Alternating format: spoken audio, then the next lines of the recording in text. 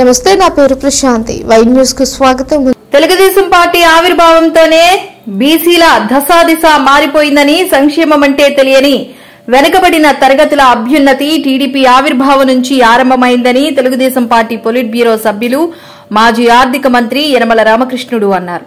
బీసీల రాజకీయ ఆర్థిక శ్రేయస్సు బాధ్యతను భుజాన వేసుకున్న తెలుగుదేశం పార్టీ బీసీల సంక్షేమం మరియు అభివృద్దిలో ముందుందని యనమల పత్రికా ప్రకటనలో పేర్కొన్నారు.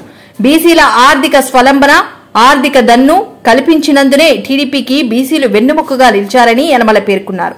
2024 కూటమి మేనిఫెస్టోలో కూడా బీసీలకు పెద్దపీట వేశామని, బీసీల జనాభా గణన మరియు శాసనసభలో జనాభాకు నిష్పత్తిని బట్టి రిజర్వేషన్ల విషయాన్ని ప్రస్తావించామని, ఇదే బీసీ డిక్లరేషన్ లో కూడా పేర్కొనడం జరిగిందన్నారు. ఈ విషయంలో ముఖ్యమంత్రి చంద్రబాబు నాయుడుకి గాని టీడీపీకి గాని ఎవరూ సూచించాల్సిన అవసరం లేదన్న యనమల, తగిన సమయంలో చంద్రబాబే ప్రభుత్వం ముందు ఈ అంశాన్ని చర్చిస్తారని మాజీ ఆర్థిక మంత్రి పేర్కొన్నారు. వైసీపీతో సహా ఇతర పార్టీలు బీసీల శ్రేయస్సును విస్మరించాయని యనమల ఆరోపించారు.